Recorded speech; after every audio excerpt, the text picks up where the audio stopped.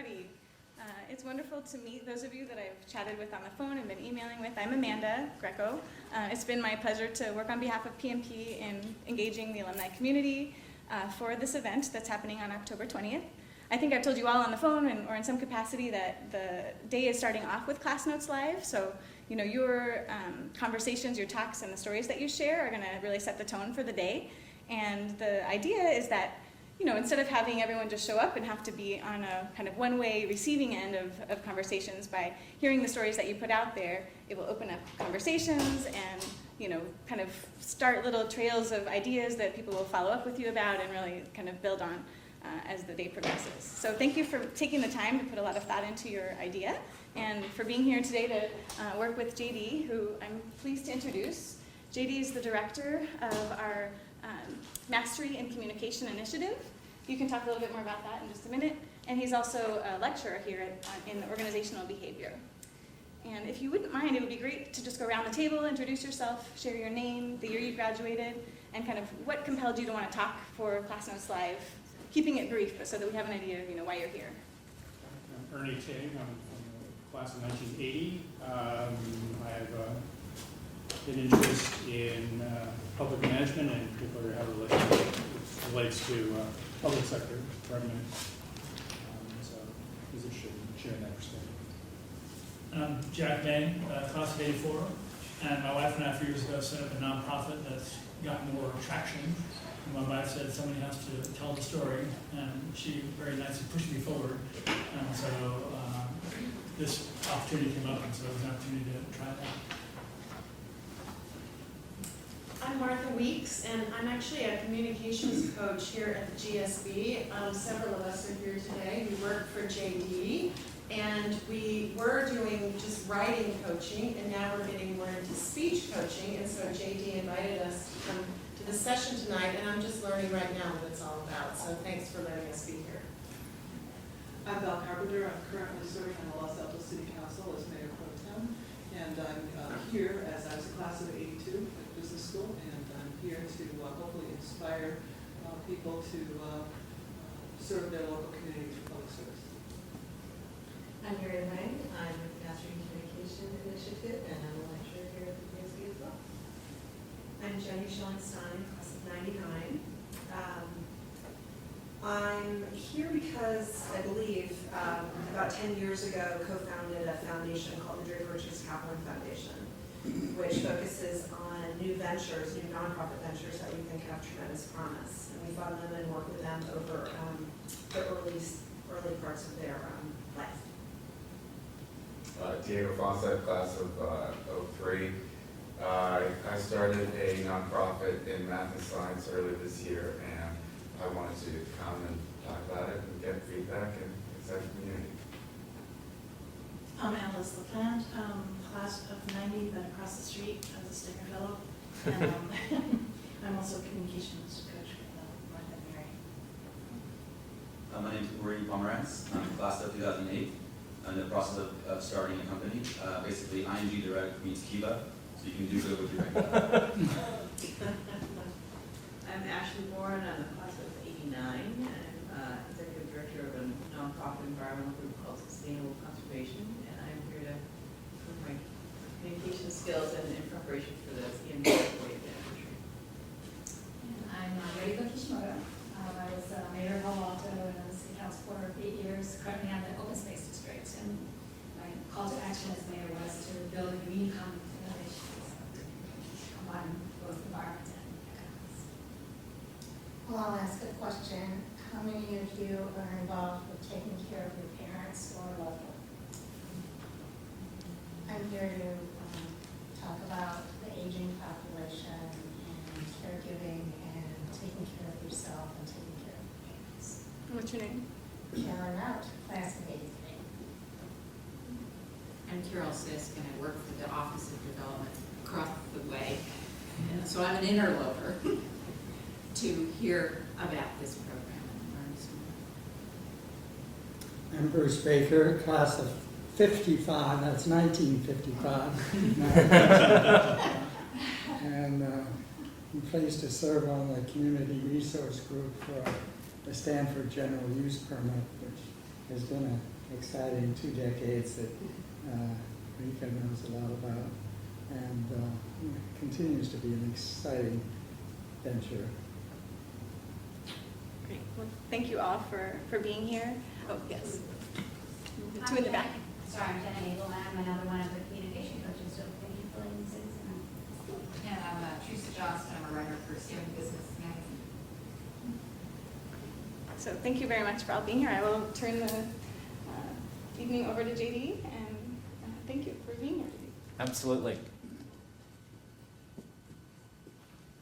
When I first met Caroline, she was one of my CAT students. CAT is the Critical Analytical Thinking course here at the GSB that all first-year students are now required to take. So she was one of 16 students, about the group that were gathered here, who was in one of my seminars in critical and analytical thinking. And the way I first got to know Caroline is she cited Stan Delaney in her paper and said, personal conversation with Stan Delaney, Morgan Stanley vice president, and his GSB graduating year. Well, I know Stan. I was like, why is she citing somebody that I know in her CAT paper? She's probably figuring out a way to get on my good side.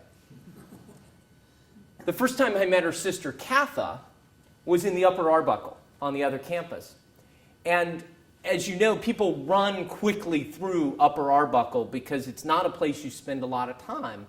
And as I ran through, I saw this familiar student. I said, hey, Caroline, how are you? And she goes, no, I'm not Caroline. I was like, I'm sorry? Aren't you in my CAT class? She goes, that's my twin sister. I didn't know that we had both Caroline and Katha in last year's first-year class. They're now rising second years. And the first time I got to know Monica was when Monica sent me an email last March. And she said, Professor Schramm, I've not had you in any classes yet, but 2 friends, Caroline, Katha, and I, have started our own venture.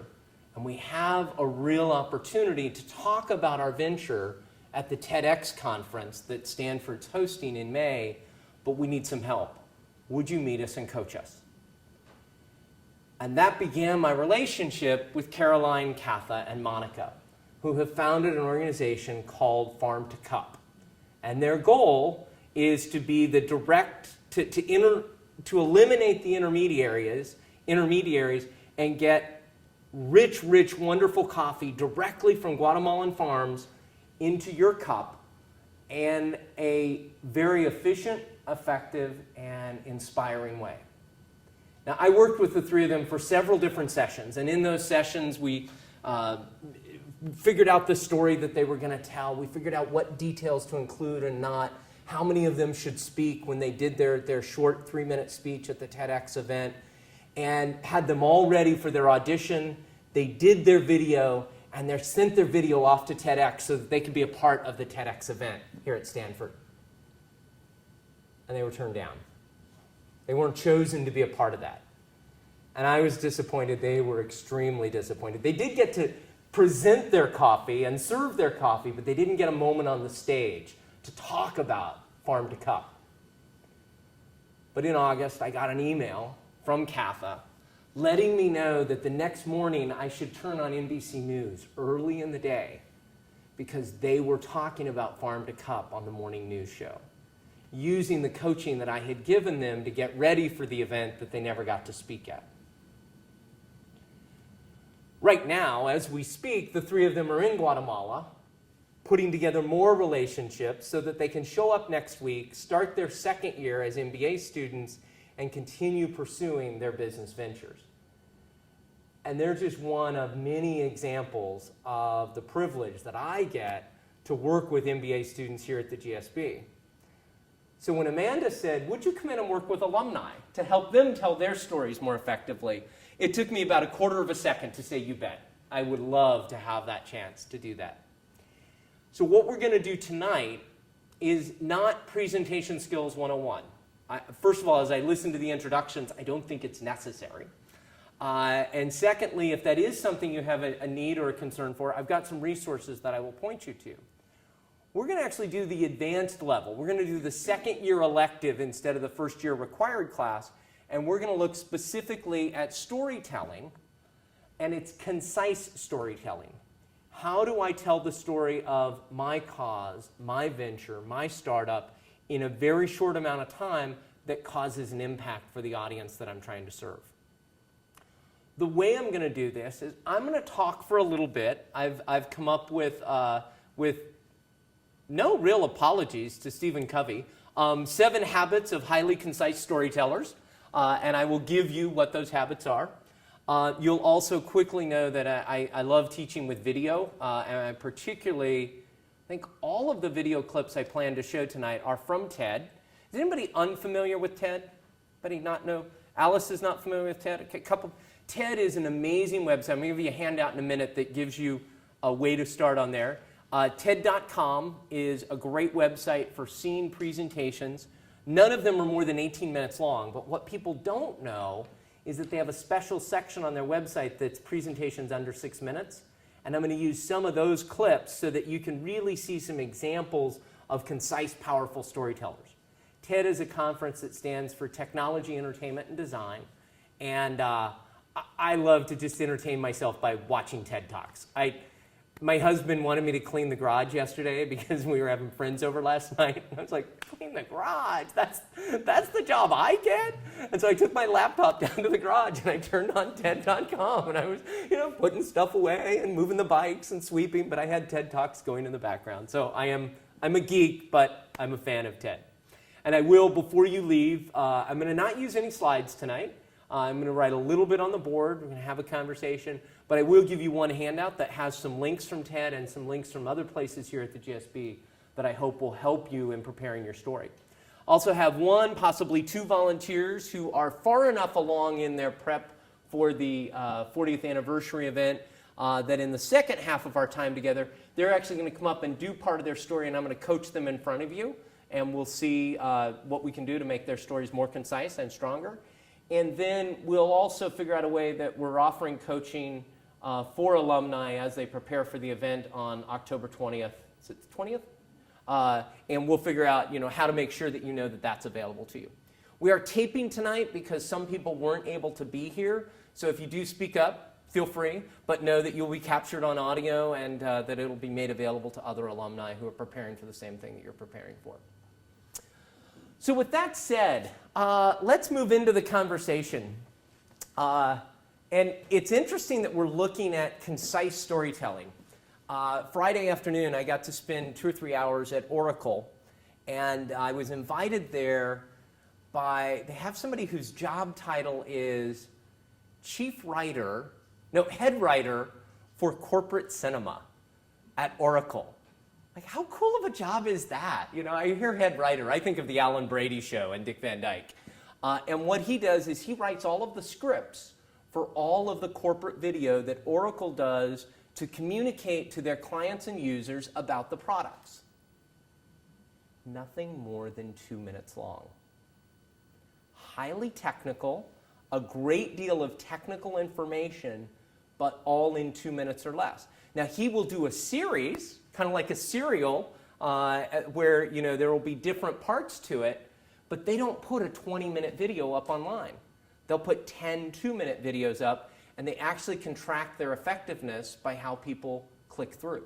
And so the whole idea, as attention spans get shorter, as competing things on our computer are coming at us, shorter is better. And so looking at concision, I think, is a good place for us to start. Let's start with one example from TED. For people who are watching on the video, we will also be providing to you all of the links for the videos that I show here, with one exception of one that is only available for the people who are here in the room tonight. And you can watch them there, and everybody, you'll get this as a handout as well. And so we'll start with the first one, and let me get this up, and we'll go to Mark Betzos. As you watch this, see what works and what you could do differently to make this stronger. I am the head of development for a nonprofit called Robin Hood. When I'm not fighting poverty, I'm fighting fires as the assistant captain of a volunteer fire company. Now, in our town, where the volunteers supplement a highly skilled career staff, you have to get to the fire scene pretty early to get in on any action. I remember my first fire I was the second volunteer on the scene, so there was a pretty good chance I was going to get in. But still, it was a real foot race against the other volunteers to get to the captain in charge to find out what our assignments would be. When I found the captain, he was having a very engaging conversation with the homeowner, who was surely having one of the worst days of her life. Here it was, the middle of the night. She was standing outside in the pouring rain, under an umbrella, in her pajamas, barefoot, while her house was in flames. The other volunteer who had arrived just before me, let's call him Lex Luthor, got to the captain first and was asked to go inside and save the homeowner's dog. The dog! Oh, I was stunned with jealousy. Here was some lawyer or money manager who for the rest of his life gets to tell people that he went into a burning building to save a living creature. Just because he beat me by 5 seconds. Well, I was next. The captain waved me over, said, Bezos, I need you to go into the house. I need you to go upstairs, past the fire, and I need you to get this woman a pair of shoes. I swear. So, not exactly what I was hoping for, but off I went. Up the stairs, down the hall, past the real firefighters, who were pretty much done putting out the fire at this point, into the master bedroom to get a pair of shoes. Now, I know what you're thinking, but I'm no hero.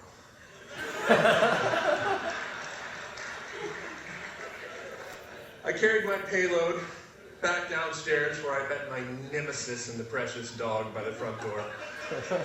We took our treasures outside to the homeowner where, not surprisingly, his received much more attention than did mine. A few weeks later, the department received a letter from the homeowner thanking us for the valiant effort displayed in saving her home.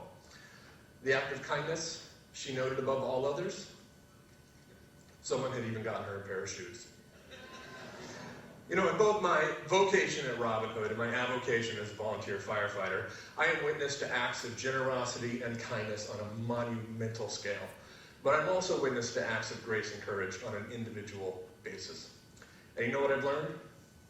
They all matter. So as I look around this room at people who either have achieved or are on their way to achieving remarkable levels of success, I would offer this reminder. Don't wait. Don't wait until you make your first million to make a difference in somebody's life. If you have something to give it now. Serve food at a soup kitchen, clean up a neighborhood park, be a mentor. Not every day is going to offer us a chance to save somebody's life, but every day offers us an opportunity to affect one. So get in the game. Save the shoes. Thank you. So, what worked about Mark Bezos' story? What was effective about that? And it wasn't even 4 minutes. I think it was 3:45. Yuri? You haven't been cold called in years. That's why I let Bruce off the hook on this one. No, it's very concrete, so I wasn't really so paying attention to the story. More of like, I actually see the visuals, the shoe, I can imagine him there, having that conversation. So it sort of grabbed you in with a very concrete story that walked you through the entire thing. So it was very effective in that sense. Yeah, and details like the shoes, the master bedroom, the real firefighters, all of those little details, just enough that you were inside the story, that you could see it. Okay. What else worked, Bruce? I like his somewhat self-deprecating style. The style I try to emulate. Yeah, and the safest humor we can ever use in presentations, particularly in storytelling, is self-deprecating humor. When I do humor that puts somebody else down, either somebody in the audience or somebody who's not present and I make fun of, there's a risk in that. When I make fun of myself, it's usually fairly safe. I don't want to diminish myself, but it's safe. What else worked about that? Yes, it's Ernie, right? Ernie, right. I don't know how generalizable this was, but in his case, having firefighters here on was sort of grabbed your attention. Yeah. And he used it as a prop as well. Yeah, the use of the, and then when he pulled the jacket aside, Yeah. held the helmet, I was like, oh man, I can't do that with a laser pointer, my props just aren't as cool, okay? But the thing was, the whole moment you were captivated from the minute he began. Not appropriate for every presentation that you do, but it worked well there.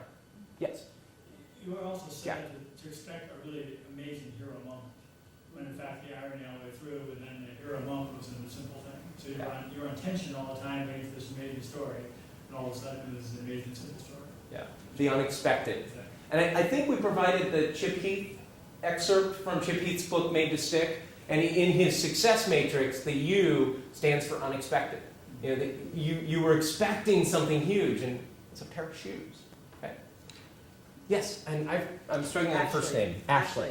I liked how the closing thought of save the shoes, that sort of tagline that you left with. I thought that was a great way to drive it all home. Yeah, and easy to remember, and tied to his direct message. Right. And your hand was also up? Yeah, it was a situation where I felt like I wouldn't want to be in that situation, and especially with the animal. Yeah. Your pet is always, you want to feel like you're caring for your pet. Yeah. So particularly for people who are pet people, there was an emotional tie to it that you're thinking, that would be awful. Or those who've experienced. My sister-in-law, she and her family just went through a house fire last weekend. So as I was watching this clip, getting ready for tonight, I was like, can I do this? I'm thinking of Kathleen and Joey, and And so there is that touch there, but it's a touch point that brings us to our audience. Yes, and I didn't catch your first name. Yoriko. So he, I don't know if he flattered his audience, he connected to his audience, he said, are you smart, rich people, Yeah, complimented them. It Yes. made him closer, made him more connected to them. Right. Okay, very good. Do you think all of you can do what you just saw him do when you do your speech on October 20th? Sure. I do. I was expecting a little more GSB sort of, but the beautiful thing about communication is it is part art and part science. The part that's art, there are some people who have gifts that not everyone has, okay? Take it away from presentations and look at basketball. Somebody who is 6'5" is automatically, just by his height, going to be better at basketball than somebody who is 4'8". So sometimes there are natural differences. That's the art. There's also the science, which means there's strategies we can learn. There's tips and checklists and things that each of us can employ that work for us. And everything we do inside of this, I want you to filter through what works for you. It has to be authentic for you. For you to do just like Mark Betzos just did, it would look a little phony. But if we can find your authentic style and what is appropriate for you, that's what we want to shoot for. Yes, Diego? Yes. So one concern is I see that I think I have a slightly more complex message I'm trying to communicate than his, and so it's a great story. It's an incredibly simple message, and so you look at it like, okay, where's the tipping point of how much can you cram into that time frame and still get that moment? And so it'll be fun to explore that. But it was a very simple message from his story. Can you make yourself? Yeah. It Because could. in 4 minutes, it probably has to be pretty simple. Definitely, I think that this was easier to fit in to that. And I think that we often, Chip Heath talks about the curse of knowledge. We know so much about our idea and so much about our startup. So somebody asks us what time it is, and we tell them how to build a clock. It's like, no, what is the piece that is at the core that is necessary? So we can work on that a little bit. And I would encourage you, spend some time, either on TED or other places, looking at people who have similar stories to your own that are complicated but that they simplify down. Martha? What would you advise him to do better? I thought he was pretty good.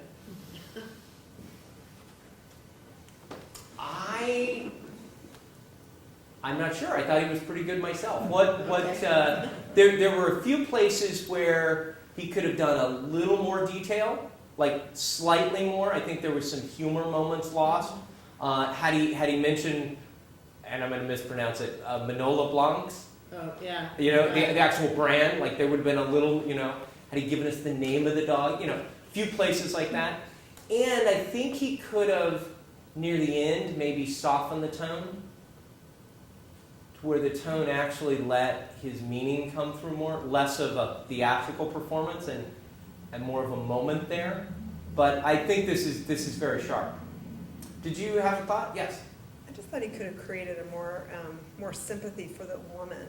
I mean, right, the whole point is that he said she's having the worst day of her life, but the fact that the thing he did, which he thought was sort of silly, he wanted a big grand gesture, and he did something that he thought was silly, and that it made her day. It could have been more ta-da. And the letter she wrote, he could have actually read it, you know. Extraordinary efforts of it. Like, he sort of like glossed over that really quickly, but there was a whole lot of detail about other things, about how he feels. So I don't know. I would have agreed. I would say that he could have made the woman at the heart of it right more palpable. More than himself. Right, exactly. That she could have been the focus, because he was the focus of that. And you didn't know her name, you didn't know, she was an anonymous letter writer. The firemen are swirling around her, and they're helping her this, and they're putting the blankets over her, and then Jennifer wrote me a letter. Right, and he doesn't even know that she's noticing him, right? And then, but when it comes down to it, she did notice. Good points. I'm going to put the screen up for a minute here, and I have, as I mentioned earlier, this. I want to keep the conversation going, but I also want to give us a little bit of framework to look at here. I chose not to do PowerPoint slides. I feel like sometimes we kind of have death by PowerPoint.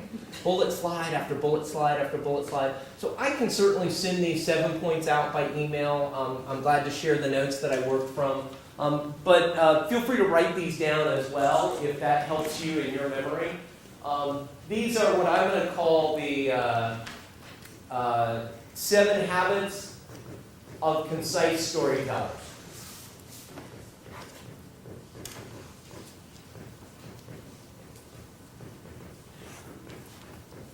The first one, parachute in. There's a great book which I will mention later. Actually, I'm going to share.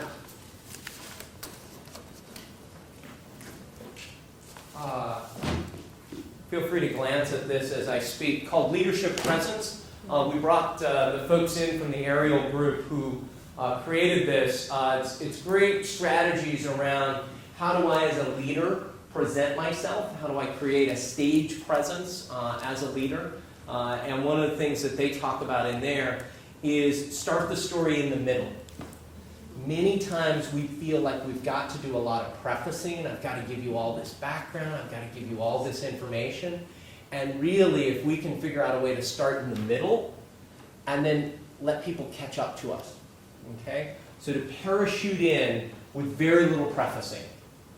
When Amanda and I were planning the session and we were deciding how we wanted to begin, I said, you know what, Amanda, I'd rather you do the introductions and that you do that whole conversation so that I can actually start with the story and I can start, right in with the story without any prefacing. I think even with the story I told about Caroline, Katha, and Monica, I could have started more in the middle, but I wanted to have a linear progression. So think about your story for the 20th. How do I parachute in? How do I not give too much background? 4 minutes goes fast.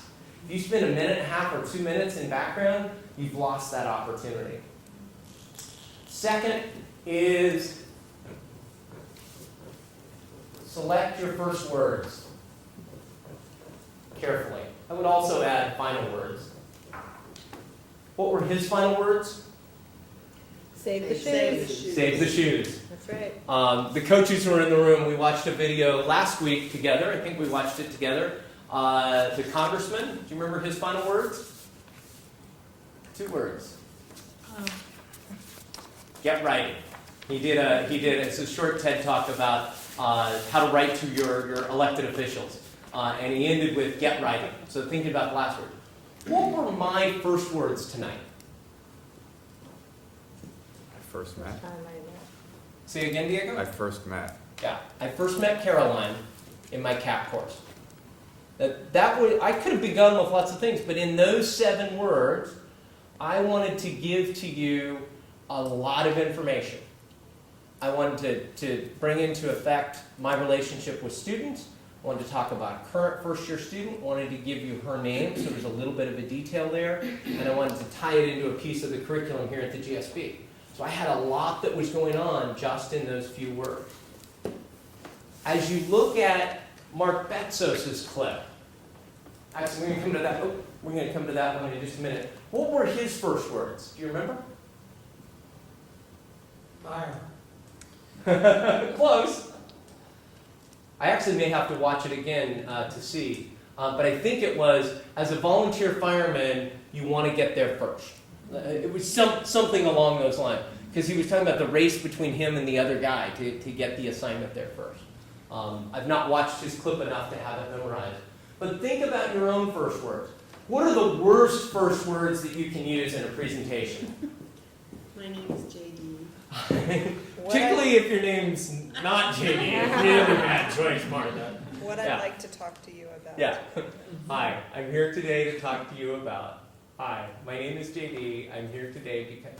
And what happens is, particularly in professional settings, there's a slide that says JD Schramm behind you. There's an introducer who says, today we have with us JD Schramm, and then I get up and say, hi, my name is JD Schramm.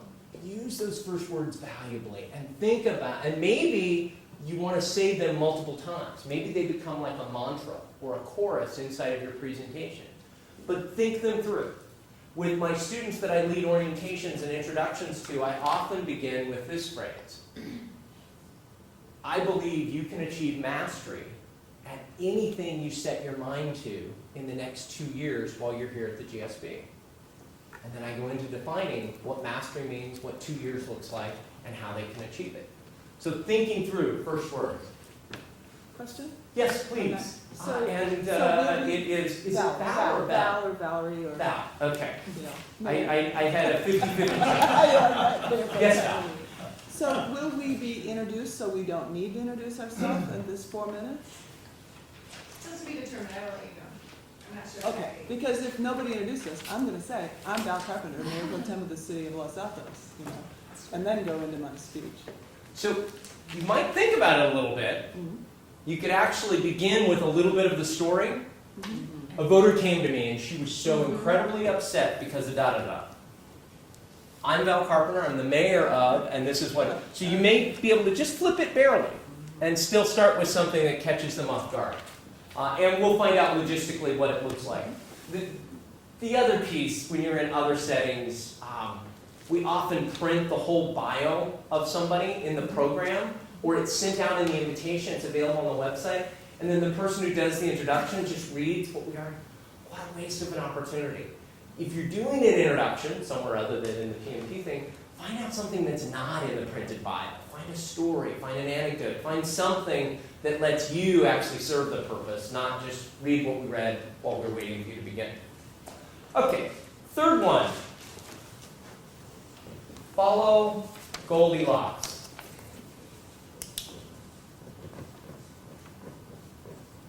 Anybody with children remember? Anybody remember what the Goldilocks theory is? Jenna, you got to have a shot at this. You've got 3 of them at home.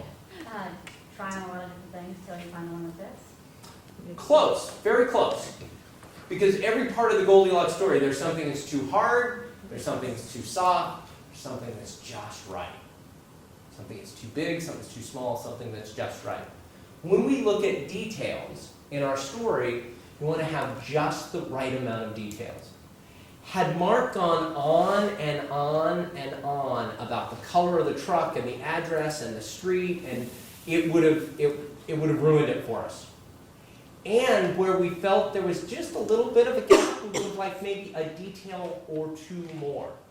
And that's really a nuance that you have to, how much do I share, how little do I share in terms of the details? And thinking through what are enough details that it's illustrative, but not so many that I bored people. The fourth one, and I thought Mark did this very well. Practice one person, one thought. And particularly on the day of the event in October, There will be a camera in the room like there is right now in the room here, but you're not speaking to the camera. You're having a conversation with individuals, and what you want to be able to do is deliver one complete thought to one person. Kind of have that moment. And then deliver another complete thought to another person. Actually have that moment, and then another thought somewhere else. There's a place, and if you watch Mark's video again on your own at home, there's a place where he's talking about different things that you can do that are small steps, and he delivers one to 1/3 of the audience, one to another third of the audience, one to another third of the audience. You can tell he's connecting with sections of the room. Not just like scattering across everywhere, or not just having one conversation with one person and leaving everybody else out in the loop, but actually practicing that eye contact. Eye contact is gold in storytelling, and the more that you're actually able to connect and pierce into somebody's eyes, the more that you bring down that resistance, and the more that you make that connection. The fifth one, this will take a little bit of work here. Remember the magic grain trick. So I grew up in Kansas, and my high school English teacher, David Wessling, was one of my best educators. And he used to tell us, now I grew up in Hays, Kansas, and all the kids in my high school freshman English class were primarily farm boys. I was not. I was a city kid, if you can call a city, 13,000. But we all knew what a grain truck was. When we harvested in June, the grain truck came and they dumped all of the wheat out of the truck into the grain elevator, and that was what the farmer got paid. How much wheat was in the truck and what was the water content of the wheat that was in the truck. How valuable was the wheat that was in the truck. Mr. Wessling said poetry is like a magic wheat truck. If there was a way to get 12 truckloads of wheat in one truck, how valuable would that be? I'm like, wow, that'd be pretty amazing. You only make one trip instead of 12 from the farm, and you make all that much money. That's what poetry is. It's the chance to put that much more weight into a few number of words that they carry that much more meaning. Now, I'm not asking that you become Shakespeare, but think through, is there word choices you can use that carry more of a impact than a whole bunch of words? For example, in Mark Betzos's talk, what did he call the other fireman? Lex Luthor. Lex Luthor. 2 words. What does all of that conjure up when he says Lex Luthor? The bad guy. The bad guy, manipulative. One time he later used the word my nemesis. Okay, all of that comes through by calling the fireman Lex Luthor. But funny and cartoonish, not calling him Hitler or something. Exactly. That would have only been 1 word, but that would have, a whole different characterization out of that. A little, he did. I know. And so you want to be, and you also have to be careful. Like in some audiences, Lex Luthor would mean nothing. I was teaching undergrads last year, and I was trying to explain the term. I think I told this to the coaches last week. I was trying to explain the term Philistine. Somebody was being a real Philistine about something. I said, like Archie Bunker. No clue who I was talking about. None whatsoever. And, like Homer Simpson. Oh, yeah, now we know what you're talking about. So you have to be careful about that, but think about, is there some poetry I can use? Is there some imagery? Or maybe there's an analogy. Maybe there is a visual image. We talked earlier, Jack, about you've got some visual images, and sometimes a picture is worth 1,000 words. I can put one thing up, and it conveys a great deal of meaning. So think about what you can do in your 4 minutes that lets you get more out of a word or more out of a slide than just 1 word or 1 image. Anybody a musician in here? Yuri, is it? Yeah. Am I pronouncing that right? Yeah. What do you play? Guitar, French horn, saxophone. Kind of a slacker, huh? Yeah. Do you read sheet music? I do on saxophone. Okay, and what is a rest in sheet music? What does that indicate? Pause in the music, so it's for a certain amount of time. You basically measure it out and you stop playing. And when somebody composes a piece of music, they decide in that moment, Yuri should stop playing the saxophone. That silence is going to actually be written into the composition. It's especially powerful when you see an entire symphony that goes silent for a moment. Because the composer has decided that is a time where the music is best represented by no notes at all. And so for us, the sixth strategy is to use silence.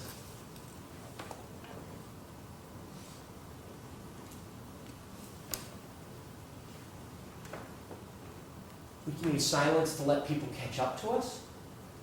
We can use silence to frame something. Like the first time we use a phrase or an acronym, we may say, here at the GSB, I may need to frame it a little bit. Or I can just use it because it allows me to get everybody's attention again. Those who are my age or older may remember an old TV commercial where they said, if you want to get somebody's attention, whisper. Want to get somebody's attention in a class or in a presentation? Go silent. People look up. Why did he stop talking? What's going on? What do I need to pay attention to now? And just a few seconds of silence, appropriately used, can add emphasis to your presentation. And the seventh strategy that I'm going to ask you to do is know your AIM. That's an acronym that we use. Actually, I've got enough people here that maybe anybody have Mary Munter when you were here at school? So this is something Mary Munter came up with. Mary Munter taught communication here at the GSB. She then went to the Tuck School at Dartmouth and is one of my mentors. And I use several of her books in my teaching. And it stands for Audience, Intent, and Message. Who is my audience? What do I want them to do as a result of this communication? What's my intent? What's my objective? And then how do I frame my message in that way? Getting back to Diego's question, you've got a lot of complicated information about that you want to be able to share about your entity, about your enterprise, about your startup. With a certain audience, you may share this information. With investors, you may share this. With partners, it may be this information. And so we decide, based on who our audience is, and what we want them to do with that information, how much we share. The best thing to happen, now this isn't a part of the PMP 4 Minutes of Fame, the best thing to happen, especially for entrepreneurs and nonprofit leaders and people who are involved in causes, is to share a little bit and have them ask to hear more. And share a little bit and have them ask to hear more. You ever been at one of those cocktail parties here in Silicon Valley where somebody says, oh, let me tell you about my startup, and they just launch onto you and they just keep going and you're trying to get to the bar, you're trying to get away from them a little bit.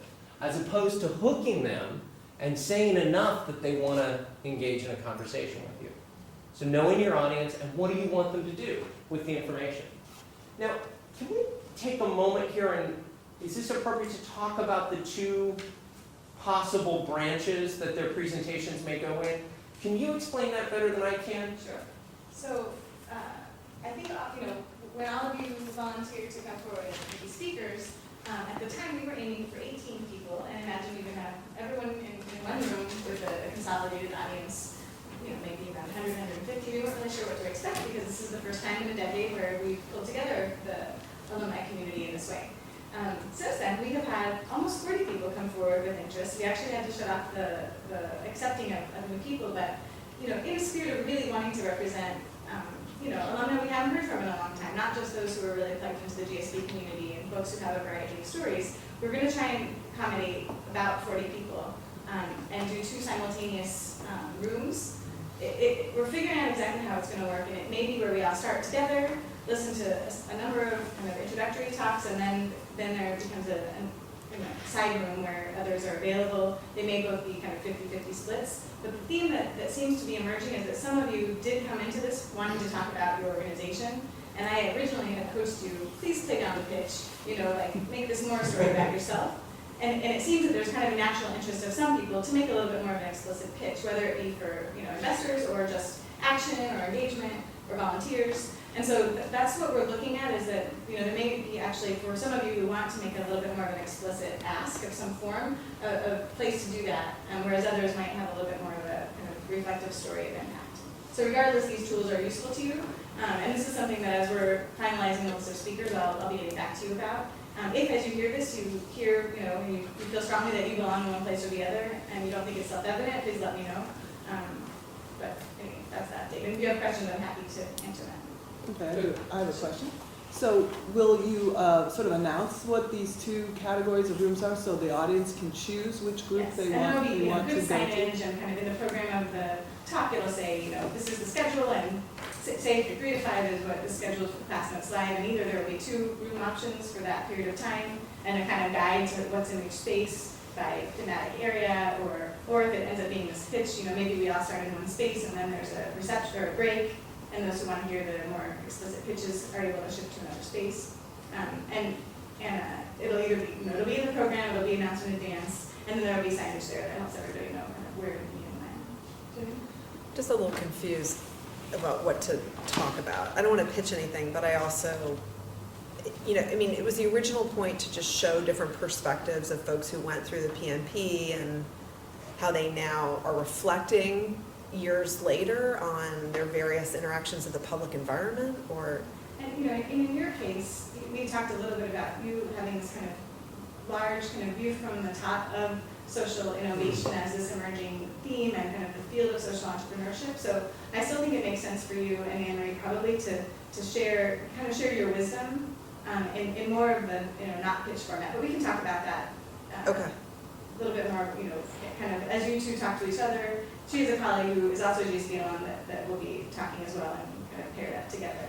So we can explore that and see what feels the most exciting to you. But I think that working with a fellow GSB alum is a really neat facet to your story, and then the fact that you've engaged other students in the work of your grantees, and there's a lot of fun things we can kind of explore together. And as we look at the intent, whether you're in the first room or the second room, or you find yourself in another setting where you're talking about the things that you're up to, it's that measurement of, by sharing this information, what do I want the audience to do with it? And sometimes it's very explicit that I want to engage people as volunteers into my organization or as donors into my organization. Sometimes it's more that I want them to embrace the idea, or I want them to continue the conversation, or I want them to reach out to somebody else and reshare this information. So it's thinking that through. What do I want people to do as a result of it? We had Nancy Duarte speak here at the GSB last year, and she talked about that she believes in business, there is no such thing as an informative presentation. Everything at some level is persuasive. Me spending these 2 hours with you, I want you to deploy these tactics when you deliver your presentation. I'm not just giving you information, I want you to practice it, I want you to do it. And so thinking through, what is it that I could get people to do as a result of this information? So those are my 7 habits of highly concise storytellers. But I thought a lot about the experience of being an alumni. I think it's great for you to be able to come back to the GSB and hear from a faculty member, a distinguished and well-regarded faculty member. None of them were available tonight, and so I was able to come. But I thought what was actually more useful would be for you to be able to hear from students. Because often when you're back, you may get to interact with students, but it's rare that you get to go to a class. It's rare that you actually get more than kind of networking sorts of conversations with our students. So I brought some of our students into the workshop this evening to talk to you about their experience in storytelling. And what will happen is you will see some of my students on,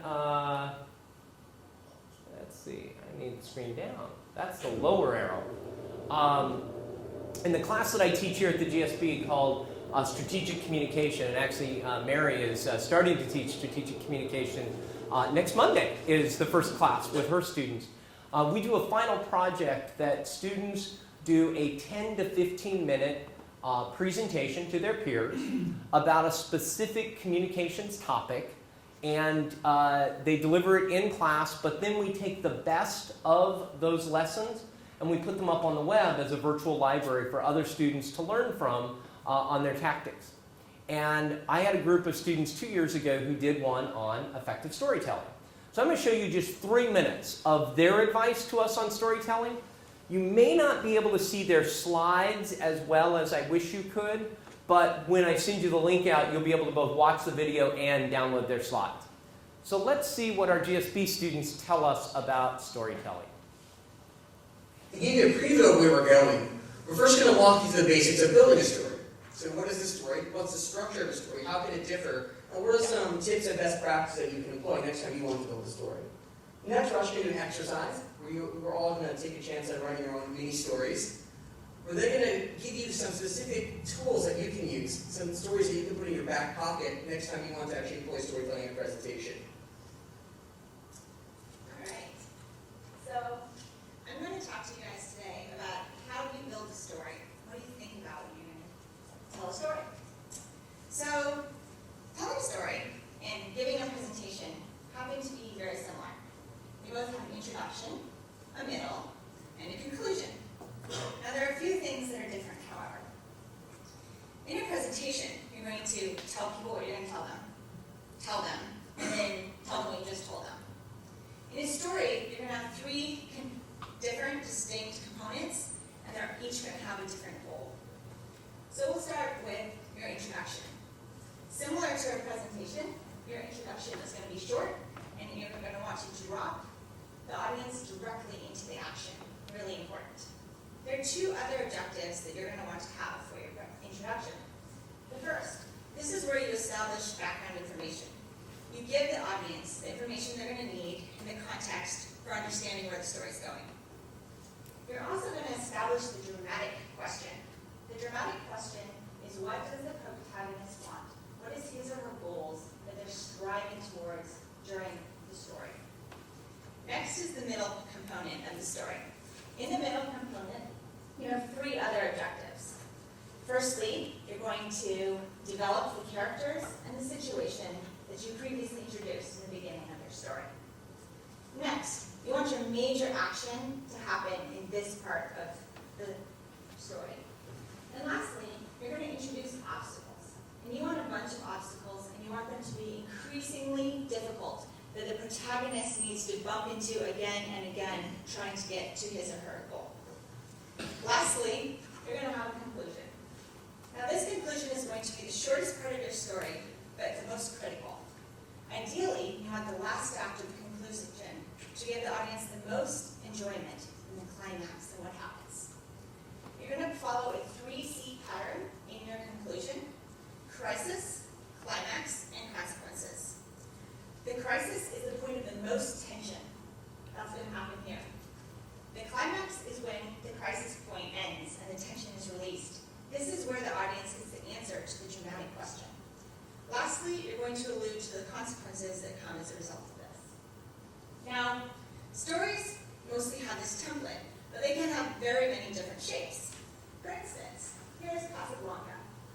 The story is a bit rocky, but always upward sloping to the end. And here's James Bond. Boom, pow at the beginning, then is boring, slowly but surely he gets the girl. Or you could have Jurassic Park, in which you have a series of crises that need to be resolved increasingly throughout the scene. Alright, so now you have... Okay, so I liked the way that they use movies as a way to look at the template for stories. And the part of the information that they used in their 12-minute class on storytelling is drawn from Jennifer Ocker's class that she teaches here, actually right now during September session, on how to tell a story. And so they, some of the tips and some of the strategies that are in there are things that they drew from her class and then built into this presentation. And I will give you the link that you can watch all of that, as well as some other student presentations. But that short one, particularly on storytelling, I think is useful. But what I liked about it is the sense of obstacle, climax, and consequence. And as you think about your journey, whether it is as an entrepreneur, as an elected official, as somebody who's starting an entry, what are the obstacles that you have overcome? how did you overcome them, and where are you at now as a resolution. Now, I want you to also vary that. If all of you go out and do the exact same format, by the time we get to the end of 2 hours of those presentations, it will be kind of dull. There's another resource that I will encourage you to look at, and some of you heard me mention her name earlier, Nancy Duarte, who's the author of Resonate and also Slideology. She's here in the Valley. She comes and spends a lot of time here at the GSB with us, working with our students. She's the woman who did the PowerPoint slides for Inconvenient Truth. So she's the only one who's ever gotten an Oscar for PowerPoint slides. And in Resonate, she talks about that every presentation follows a... Sorry, folks on the video, you're not going to get this as well, but every story has where things begin, they get better, and then how things are, how they could be, how they are, how they could be, how they are. And in the book Resonate, she looks at everything from Martin Luther King's I Have a Dream speech. This is the way things are, this is the way they could be. This is the way things are, this is the way they could be. To Steve Jobs' introduction of the iPhone. This is the way things are, this is the way they could be. This is the way things are, this is the way they could be. And that sense of climax, that sense of obstacle and resolution is a major part of storytelling. And this book in particular, I think, is wonderful about how do you tell a story through a presentation. Her first book, Slideology, is more about how do you make the visuals look good. This is how do you make sure the story under it is effective. We are exactly where I wanted to be at 8 o'clock. Jack, are you ready for where we wanted to be at 8 o'clock? Yes, I am. Okay. Jack is far enough along in his prep. Do you want to give me the disc and I can get it keyed up here? Jack is far enough along in his prep that he said he's willing to do part of his presentation and get a little bit of feedback from me, some coaching in terms of what could go differently, what's working, what could go differently. We don't expect that you will have incorporated everything that we have just talked about here. But this is great to do is just to be able to have a dry run at an audience that's a friendly audience. So, according to E.O. Wilson, today's species are disappearing thousands of times faster than any time in history. And this loss is projected to increase to 10,000 times faster by the year 2050. Fourth loss is biodiversity loss. Humans are responsible for this. That means you and me.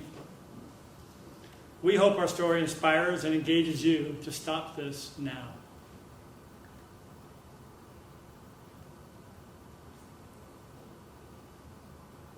I do two things at once. 10 years ago, on a visit to Kangaroo Island, South Australia, Hillary, my wife, and I fell in love with the native black swans and the unique ecology. There we found an old neglected sheep and cattle farm, Cygnet Park.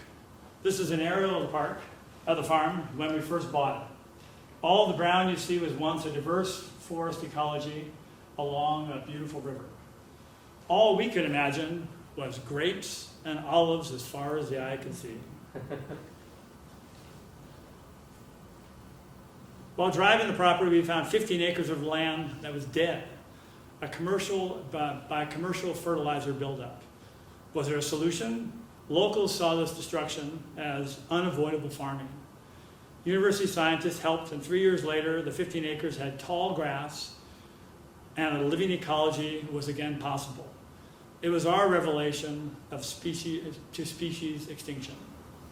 So we did the unthinkable to our friends back in California, and expanded our restoration to 800 acres and fundamentally changed our passion from wine and olive oil to investing in fighting for biodiversity. Our land allowed us to uncover the mysteries of native plant germination and cultivation that quickly attracted hundreds of people who shared our passion.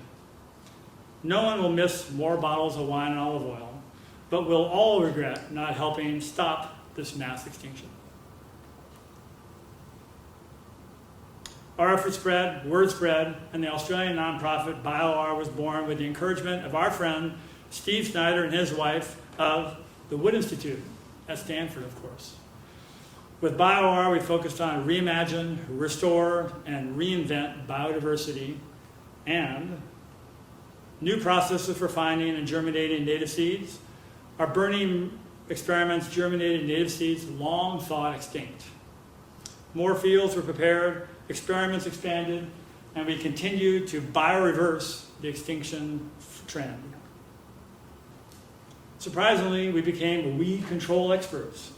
Our farm manager made Signet Park his PhD thesis, and data gathering efforts exploded in intensity and scale. Annually, 450 to 650 volunteers from 6 months old to 78 years old from 20 plus countries join our planting festivals. Our first summer fellow was Robin Pam, a Stanford grad. This year we had 100,000 seedlings for a total of 750,000 plantings since we started. In year one, our goal was 5,000 trees in our lifetime. We scaled further. Biodiversity warriors gathered and planted, got muddy, and battled some more. The trees and understory grew. We never missed the grapes or olives, but we celebrated both every year. Signet Park is 10 years into a 300-year path of biodiversity. 100 experiments in seed germination, 5 plants thought long extinct, 50 experiments on weed control have helped us to continue to reimagine new ways to slow extinction. The glossy black cockatoo is one of the most endangered birds in the world. It eats only one seed in one species of tree in one location that is disappearing rapidly on Kangaroo Island. We have doubled the nesting pairs to 8, fighting back extinction. We want BioR to bioreplicate our passion for partnering with others in Australia and the rest of the world to restore habitats and save other animals like the glossy black. So get involved in understanding and reinvesting in biodiversity. We've learned that success comes from small things that at first seem unimportant, and then by thought and commitment become the big things that really do change the world. And in our case, that's one seed and one volunteer at a time. Okay, thank you.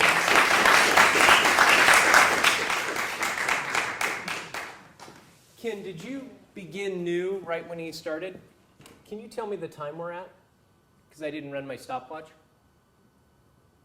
It started back over time. Oh, just now? Okay. So I think it's a little over 4 minutes. yeah, it felt like a little bit long. Did somebody time it? Oh, okay, just barely over. 4 minutes and 30 seconds. Myself in the hall is 3 minutes and 50 seconds, but I know I was So, slowing down. good. Excellent, excellent. So what worked well about what Jack did? Offer him some, this is the old plus deltas, what worked well, what could go differently. We'll start off with the compliments. What went well? Jenny? It's very personal. You hear your personal story, and the baby carriage photo is great. Priceless. Yeah. Yeah, great. Yes. I like the photos. I thought that was great. And I think your tagline, save the seed, was something about save the seed, save the world. Or One something. seed, one volunteer at a time. Yeah, one seed, one volunteer at a time. I thought that was good. Yeah. And that was a really good place to end in terms of word choice. It might be more memorable if we hear it more than once.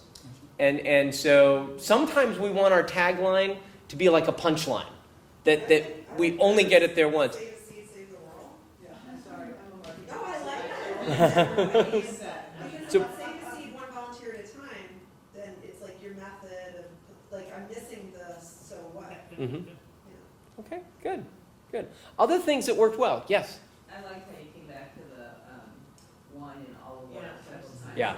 You provided a really nice connector through the story. Yeah. And that was a big thing. All our California friends thought we were crazy because they were expecting lots of wine and olive oil. And they didn't. Yeah. So, and the other piece I liked about what Ashley mentioned is that was a little bit of an obstacle. Yeah. Like, well, but we came here to do this, but there's this bigger need out there. And so we saw a little bit of the climax back and forth in the story. Yes? The growth and the scale of the effort astounded me, how we could gear up that fast. It astounded me.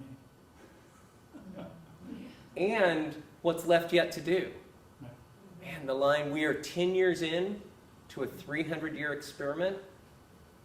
Wow, You get the audacity of what it is that you're up to, Jack. Very well chosen language. As we look at some of the lines that people are remembering, you've worked a lot in terms of the scripting of that, the poetry, if you will, of that. Yes, Diego. Discussing the specific species helped a lot in driving home the diversity, because when it was just the plantings, it was kind of like, okay, great, but by actually discussing a specific personal story of a species that really does rely on that, it drove home the point of biodiversity. But, the hard part for me was that the thing we've actually done the most interesting thing is finding plants that no one's seen for over 80 years. But when I say it's blah, blah, blah, California, no one cares. But as soon as you say glossy black cockatoo and you see an animal, everybody loves that. So that was a choice I made. That's true too, though, and everybody loves it so much. I wondered why it wasn't right at the beginning, because I thought the glossy black Cockatoo? was so compelling that if you had a better photo, that tells your entire story to start with, as opposed to starting with numbers. Good point. You start with that and say, this one bird eats one seed from one tree, and in order to get there, we have to improve and then you're already telling your story that's leading into it. More concise. And Diego? if you really wanted to focus on the plantings, you could do something personal with that, where you could find some artifact made out of some plant that is no longer available. Say, this hasn't been able to be made for so long because of the lack of this. And so suddenly I care about that plant. It's not just some random weed that I want to pull out of my garden. Anyway. A couple other things that I just want to emphasize, and we'll look at how we could tweak this. It's already very solid, but our commitment is to help you even make it better. He used some phrases like surprisingly, did the unthinkable. And it brought up that sense of the enormity of the task that you and your wife are committed to and what you're doing. Also ended with a clear call to action. It wasn't as overt as, volunteer, write a check, but it was get involved, and I thought that was really useful in terms of that. What do you, in the spirit of supporting Jack, what do you think he could have done differently? We already got a few points in terms of some of the language. Anything else you would encourage him to look at between now and the 20th of October? Diego? I felt that there were times you could have tightened up the expansiveness of what you're doing. You used a lot of words and statistics, but if you could just synthesize that in one or two, the size of this many football, something that really just drives it home, but isn't just numbers. Some facts that make it more, that kind of synthesize it better. That would have had more power than just regurgitating facts. There was parts of it I felt it was just a regurgitation of numbers, which were impressive in and of themselves, but something more tangible would have given them more power. Is there something you can think of that for you was compelling in terms of the statistics, Jack? Just the sheer number of experiments we had what we got the Wood Institute interested in us is that we had a meeting with the Wood Institute where 7 of the 9 people on the board have all been on our farm in the last year and a half. I didn't know about it. And so, because they're looking at Kangaroo Island is a canary for Australia, which is a canary for the rest of the world, because it's a rock. So for a lot of this biodiversity stuff, a lot of it's happening. So we're trying to figure out how to make an image around those numbers, Diego. That's an interesting struggle. So you can imagine really interesting what you just said. Yeah. That island is the canary for Australia. That's an image right there. Yeah. That works really well. So that's the hope, right? I mean, it's imagine a world where it's all devastated. Now imagine this island, which is a precursor to the others. We can actually fix this, and this is how you do it. And when you're using the phrase canary, you're referring to the canary in the mine. Correct. Right? Okay. And because there also is the Canary Islands, and I got just a little lost for a second there, going, what? Canaries and parakeets on this island like pigeons are here. But possibly a visual. I love the photos, but possibly a visual that's the map that lets you tell that story. That this is the canary to Australia, which is So the graph showing the extinction rate isn't that compelling. I like that idea of starting with the bird. I have a great That picture of just- Gosford if Park. people Yeah. gaze over, and then it's also, well, why do I care about biodiversity? Yeah. I mean, you show me that number, but it doesn't, how does that relate to me? Yeah. Okay, yes? I like the initial shot of the land with it being barren. I wonder if you can get a shot of it now. In the original, I mean, again, this The is 4 the minutes. original is 20 slides, it's 4, and it ended up being like 20 minutes, and you keep hacking away. You know, at first time I didn't mention my wife, she said, "Well, you have to mention me." So, so no, we have another picture that shows.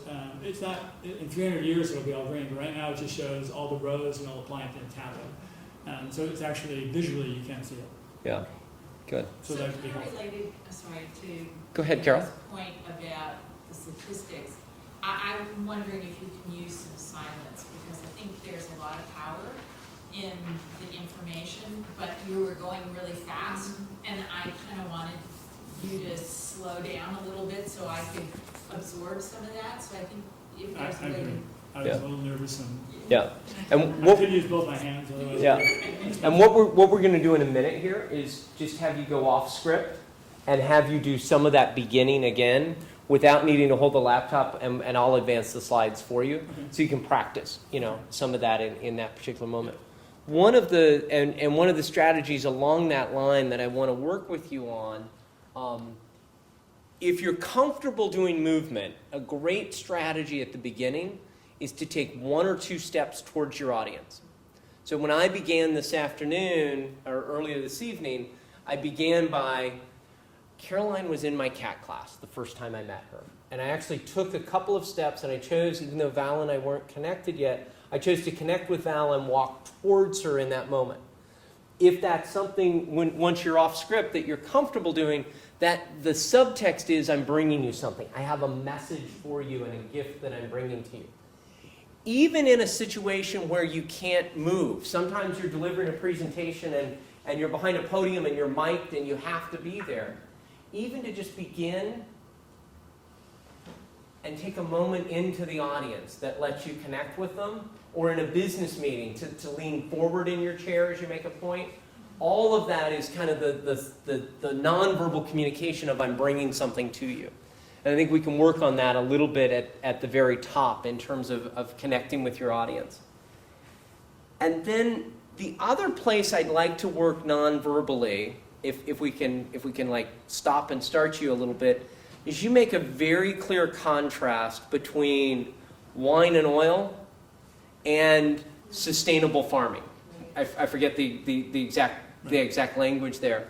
And one of the things that we can do visually when we're delivering a presentation is you always make wine and olives in one place and sustainable environment in another place.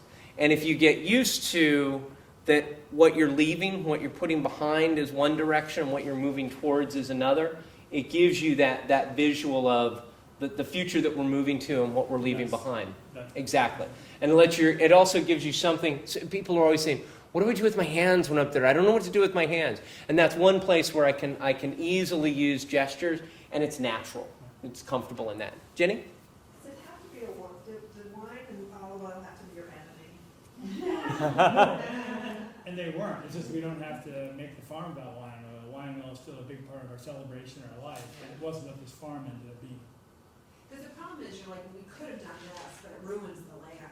So we do this, but we still celebrate with it, so someone else is ruining your land elsewhere, but we're not. Like, I didn't quite follow your story, and I guess if it was, there's lots of things that sort of kill biodiversity. And are you making the point that sort of bringing in species that don't belong somewhere life, is it literally?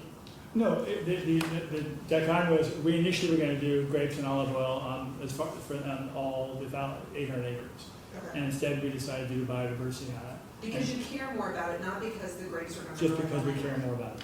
I think that's the personal dilemma that I didn't get. Okay. You know, that here is land that for very important reasons is a bellwether for lots of other issues, and it is dead. And we made a choice. We love wine and oil, with all of our hearts, and we made this very crazy choice to give that up, our retirement, to do biodiversity, and I've never been so happy. And so what I had was, we did the unthinkable to our friends back in California, expanded our restoration to 800 acres, not just 15 acres. And Too we, many numbers. I don't know if I like so many numbers. and we fundamentally changed our passion from wine and olive oil to investing in fighting for biodiversity. So I would use like a ratio. We quadrupled or we quintupled, you know, we. Oh, that's helpful. Yeah, make the statistics. Kind of, what do they mean for me? You know Yeah. what I mean? But if you say we double down, it's like, wow, okay, I get it. That's personal passion. So, good. Okay, I'm gonna take 2 more points, and then we're gonna let him breathe a little bit. This is, Carol Robin always says, feedback is a gift. You're getting lots of gifts right now. Amanda and then Ashley. I just want to build a little bit on Jenny's comment. You know, Jack, when I talked to you in the longer version of your story, the way that you talked about, you know, your original kind of dreams of retirement, traveling to Tuscany, like you don't ever say explicitly, we were dreaming of taking our dream of retirement, you know, and the food of the cuisine of Italy, which was our love, and like making that happen in kangaroo, you know, in Australia, at this farm that we purchased. You don't say it explicitly enough, I don't think, for us to understand, oh, that's what they were doing there. They were, you know, they were chasing this dream of retirement, a comfy retirement with delicious food and, you know, and then they found themselves on this scorched earth and like, this is the way to change here. So I think you could just, you know, more explicitly say, this is the stage we were in our life and, you know, the way that we came to this. And the other thing that could be really powerful at your conclusion would be to say, you know, this was, my career path was X. Like, I was not a volunteer with the Nature Conservancy. I was not a, you know. Well, what's your career path? You know. The joke is, this is a karmic kickback because I'm a real estate developer. So. It's so funny. It's really fantastic because what it would do for That's the audience is brilliant. all these people who are at some stage in their lives going, you know, I'm kind of interested in this. It's like, be open to what's ahead for you and, you know, the twist that your plan can take. And it's because you don't name it. I just think if you have a place to stick that in there, it could be really powerful. And we had it in originally, but we cut it back, and my wife said if we have it 4 minutes, let's at least make this biodiversity plea. It's not a plea for bio-art, it's just about for anybody. Right. And that comes through really loud and clear. Yeah. And you can still do it, especially moving the bird forward and condensing some of the research. 4 minutes and 15 seconds. Yeah. So the and what I'm hearing in that, as you think through your own story, I love Jenny said earlier, not sure exactly what I'm going to talk about and how this is going to fit in.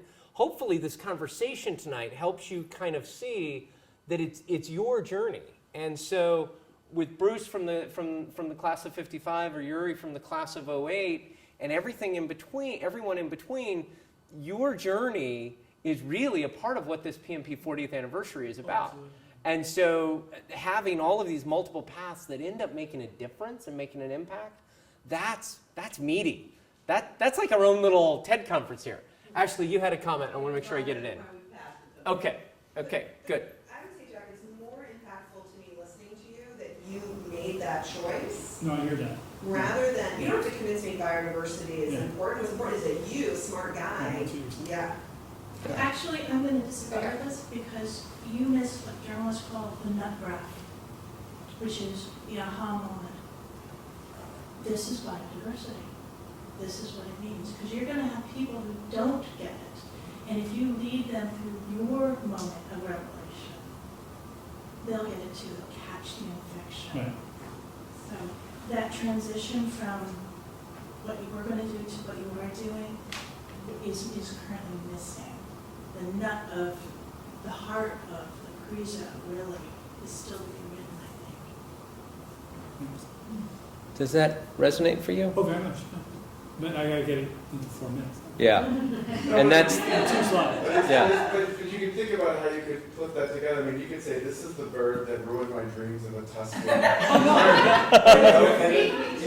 You're exactly right. So, and then you start from there, and people are like, wait a minute, what's going on here? You know, and then suddenly you've got everybody hooked. And, Set my dream in flight. yeah, you know. This is really a good dream, by knocking all of Or derail, change my dream from, So that's a better dropping point too. Yeah, lets you parachute in at that moment. Okay, so I'm going to actually pause that and at the very end let you come up for one last moment. Okay. But we're going to pick on Diego for a while. Okay, so Diego, you ready? I came completely unprepared for this, but I'll give it a try. And, you know, since I Thank you. violated Yep, stay there. our I'm gonna 5 take to this 7 down. rule, I've been changing things on the fly. Do you think we could Do you- plug this in? Absolutely. I got this, this is a presentation, I'm just gonna, can I try plugging it directly in off of this? Oh my God, I thought it was a book. That is so cool. It depends on the dongle connection. I've got this, I've got one of these. Okay, so this is gonna get off to a rocky start because I changed my intro since I was violating rule number, I don't remember what, at the beginning. So, so here goes, I've never practiced this, but I'll give it a try. So I'm gonna pause you there. Okay. And All right. preface is out of the way. We've Out of the all way. got it. I've been introduced. And first moment. Okay. A few years ago, my oldest daughter told me she hated math. It was bad enough that this fell into stereotypes for girls. But I also wondered if it was part of a greater problem in teaching math and sciences in the United States. And it made me wonder, why were kids as engaged and excited about math and science as I was growing up? All right, well, I didn't have this kit, but it would have been really cool. You know, if anything, kids these days should be more excited, given the amazing tools they have at their disposal.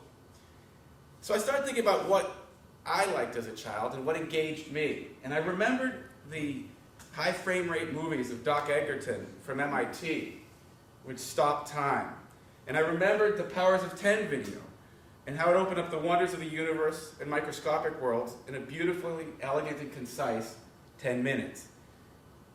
And then I went online and I found these videos and I found other videos, like the video of the Tacoma Narrows that I remembered from physics class.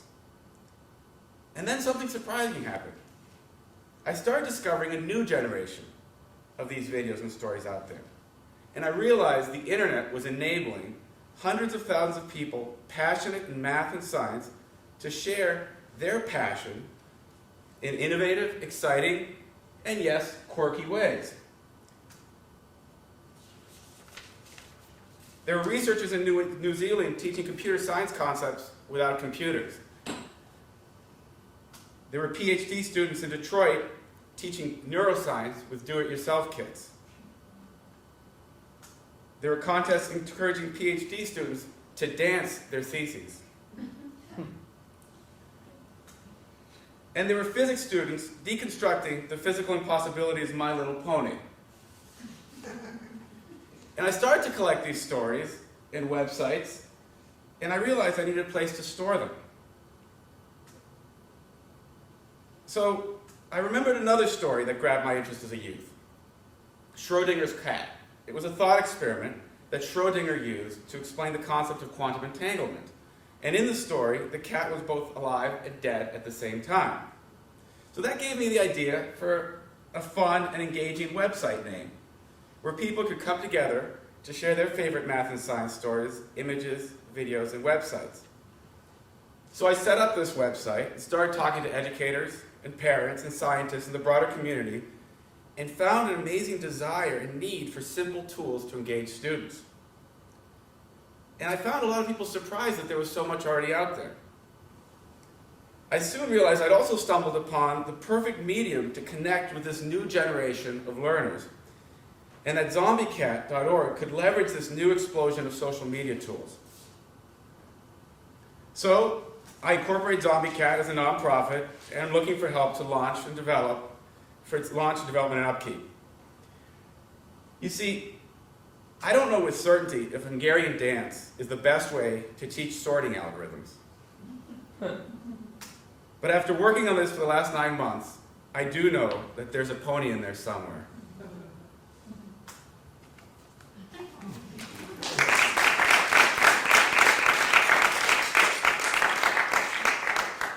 So, before we give you feedback, the gift of feedback, can you just go ahead and set the script down for a minute? Sure. And give us the elevator pitch. Give us the 30-second summary of why this is important to you And don't worry about the slides of the script. Just connect with the 18, 20 of us in the room. Why does this matter, Diego? Zombie Cat has become a window for me into the broader challenges of math and science teaching, but also has created a bridge between the two worlds of education and those rest of us, that are passionate about math and science. There are about 300,000 or 400,000 math and science teachers in K through 12, and there are millions and millions of people who graduated and work in math and science. And I found that this little snippets of videos that are engaging and fun create an intersection where both worlds like to live and both worlds can communicate. And I find this as a neat little beachhead into the community. So. Do you see the difference? Just the eye contact, the connectedness. You know all this stuff really well, and your passion just is palpable, and that connection is very rich. You at this point, I want to ask you questions. I want to keep engaged, and I want to learn more about it. Mm-hmm. And so the reason I wanted to do that is just for all of you. The words are important, but it's really the connection with people. That's ultimately what really matters and what you want to strive for. Yes? There's a genuine softness to your emotions that starts to happen that's very engaging. Yeah. Thank you. Great. So both with this and what he delivered at the beginning, what was particularly effective about Diego? What moved you the most? I love the visuals. Again, although quirky, cartoonish, I thought they were very interesting. I know the episode from WKRP in Cincinnati. You didn't talk about that one, but I was like, oh, I know that one. I like your connection to your daughter. Yeah. Yeah. I was expecting her to resurface somewhere. Well, I just added her right now, so I'll work her in later. I'd originally introduced myself. Bernie has a good question. Do you actually have a daughter? Does it matter? Yeah, I would agree. I like that. On that, so you had a connection to your daughter, and then you sort of went macro and said, here's how the U.S. stands globally. I thought that was really powerful, because certain things resonate with different types of people. So Yeah. sort of very, very particular and very macro. Good mix. Yeah, finish with your daughter, some joke joke that she says, and now she's quoting the blah, blah, blah physics guy, or. Yeah. Says, if you have And I love, if you go back one slide, I think it says, insert call to action here. Well, I didn't have slides when I showed up here today. I did those during the last presentation. So yes, call to action slide. Yes. That's the Hungarian dance. I love that one.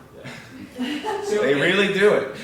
And actually, since he is still very formative in terms of content, I think telling him what resonates is helpful. Was there anything that didn't resonate? Was there anything that lost you or threw you that, as he's deciding what to include and what not to include? Any thoughts on that for him? Well, so the piece about the stats on the US and where we are, I get that. What I didn't get was how this organization will impact that. Yeah. Yeah. Yeah. I mean, well, short answer is I have 4 minutes, but really this is about engaging. I mean, I'm looking at a very small piece of the whole teaching equation, which is how do I engage? How do I get somebody excited? And then throw them over the fence. I mean, I sometimes refer to the content in Zombie Cat as like a prop room for teachers, where I'm not giving lesson plans, I'm not giving full story, I'm not telling you how to teach something, but I want you to give that hook. It's like the jokes or the quotes you would use in a speech, but in teaching, how would you engage? And that's really, I mean, if you think about the Tacoma Narrows video, that was what a physics teacher, that's like the one thing they had to try to make this stuff interesting to you. It's like, watch, look at this bridge, it fell, now listen to me. And it was, and here's a video of it. I mean, how often do you see a video of a bridge start shaking and fall? So it's the idea that it's not going to solve the problem. I don't pretend it will, but it's a small little nugget that starts to put a wedge into the problem, and it works for many levels. So that's what I want to Yeah. hear. Yeah. And another thing I noticed just naturally, Diego, you have a real gift for language which is visual. You, a few minutes ago when I said put the script down and just tell us the story, you talked about wanting to be a bridge. And just now when you were answering Carol's question, you said, I imagine that it's a prop room for teachers. Like, just in those four, can you imagine as a teacher if you had a whole video library that you could pull from to use in that regard? And those naturally come to you, and so embedding some of those in your presentation, I think, would make it rich. Now I know that you did your slides while I was teaching. There may be a useful video clip. There may be. No, I would have liked to. I would like to do this, some video clips and things like the Powers of 10 video. I mean, a lot of these videos, even if it's just a snippet, you get a lot more out of them watching them. And they're all videos. They're also YouTube videos, which I wasn't going to set up right now and kind of cross my fingers I could get the web to work. You know, I mean, I'd have to have that all embedded deep in here. Yeah. But you know, it would. I think the idea would be to actually almost have the presentation a video running behind the narrative, and hopefully sync it up a little bit, you know, and get it good enough at syncing it. And I would urge just a couple of morsels that draw us in, that get it, that tease us, that make us want to go to your event, that make people write down the website on their notes so that they go visit it, and probably a couple of places where you go to a black screen, it's just you in front of us. Mm-hmm. Because I don't want you to diminish what you bring to the room by too many visual images behind you. So tease us a little bit with it, but then also your passion as a parent and as an educator really is There's people in this room who don't even believe I have children. Yeah, well, there And I'm not going to answer that question. I'm just going to leave it out there. Well, one thing you did that was risky, but I think paid off, is that you were talking to us as someone with inside knowledge, and you didn't explain too much. When you brought up the cat thing, I don't know what that is, but it was okay because it was like a teaser. This is the expertise I have, and this is what you will get or you will learn. Yeah, I thought that worked, and I thought it was risky. I thought it worked. And speaking in a way that you speak just above where your audience is, and they reach up to it. And I don't think I would have caught that, but I also didn't know the complete analogy. It didn't bother me. Right. Because I trusted that he did. I don't understand quantum entanglement. I just think it's a cool story. No, but I mean, it's, I just want to see those people dancing. Go to zombiecat.org. Great call to action. All right, thank you, Diego. Awesome.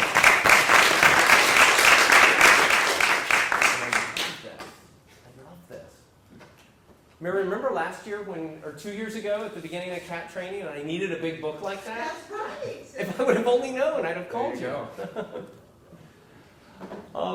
Okay, I need just a moment to get my next video ready here. What we're going to do at this point is I'm going to take questions. We're at perfect time for where I wanted to be. And what do we need to say, Amanda, about follow-up coaching? So at the end of this, we should have this link to the video up by the end of the week, and at that point, I'm hoping that I'll be able to send out some form of like Google document or place where there's a centralized spot to kind of express your interest in having one-on-one feedback if you would like that. And we would be able to at that point know, JD, which of your coaches are available, and I'll continue to be available as well to talk through ideas and incorporate some of the pointers here in reviewing or reviewing as well. But tonight we won't worry about it. It'll just be something to watch for at the end of the week. And I think as we look at that, part of the value is having a couple other people in the room that can provide that feedback. And so we might look at designing something that lets people come in small groups, 2s or 3s, that also lets them network a little more with alumni. We hadn't thought that through exactly. But and what I will, as we look at that coaching moment, one of the beauties I have here at the GSB is I not only get to teach communications classes, but I also lead a team of about 35 professional coaches that we bring in to coach our MBA students to work with them on oral presentations. The coaches who are here with us this evening were hired originally as writing coaches and are bridging into oral presentation. We thought this was a great way for them to get a sense of what it looks like in the room. But we also have a number of people that coach teams here in the Valley, that do media training. And so if it's not me working with you, it'll be somebody else that I have vetted in a small group where you actually get to come in and try something, get some feedback, but also have a professional coach who's working with you on that. And we're excited about putting a schedule together that'll create that. Before I go to the last video, questions that you have on either the content that I have delivered, the logistics of the event as a part of homecoming, anything we can answer that's burning for you. Yuri? Question you mentioned earlier, this technique where you can sort of go through highs and lows, where they could be, where things are. How does it actually work in a speech? Is it sort of literal? Like, here's the world we see today, here's how it could be, and kind of come back to it? Or how would that work without sort of making it too obvious? Definitely that's coming directly from Nancy Duarte's work in Resonate, and a lot of it is in the language that you choose. I'll give the example of the I Have a Dream speech as he talks about the way things could be and the way things are in an entrepreneur's pitch. Part of the challenge for an entrepreneur is to explain that there is a pain point for which you have the solution, which is your product. And so I was working with a group of entrepreneurs in the biodesign class in the spring, and they were solving sleep apnea, and they had a device that was better than going through surgery, which is what people have to go through if they struggle with snoring and sleep apnea. And they put a visual up. They had a visual of what this device that's currently on the market is, and it's like, if you can imagine sleeping with, if I may use this for a minute, sleeping with something like this strapped to your forehead, and you have to sleep with your back down. And they showed a photo of what that looked like, and then, I almost gave your bird back to the wrong person. And then they showed their device, and it was something that was smaller than this, and and so they showed the pain, they showed the way things could be, they showed the difficulty, they showed the way they could be. They had another slide later on where they looked at the number of people who go through surgery and the risks of surgery, and that theirs was non-invasive. So those are kind of some of the techniques that are there. And I would encourage you to look through her book because she's really good at illustrating that sort of contrast back and forth. Jack? Do you try and get this so that you have a pitch, or do you sort of have little snippets you piece together? Because when you became more off-record, everything got more comfortable and relaxed. So in your mind, do you have 15 little modules you're playing with that you're sort of moving around, or do you really get your set 4-minute pitch that you just polish? Or all day long? It's a little bit of all of the above. What I would encourage is, especially because the 4 minutes is a hard and fast time, when I have done speeches that had to have that sharp of it, is I get it to where I know the major elements of what I'm going to say. I don't memorize. I don't go from pure manuscript, which you were working off of. In fact, if you look at my notes for tonight, can I borrow? You've got it right there.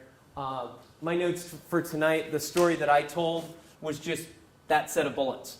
But I rehearsed it enough in my head. I knew it was right around 1.5 minutes, 2 minutes long. I added a few more details, but I wanted it to be under 3.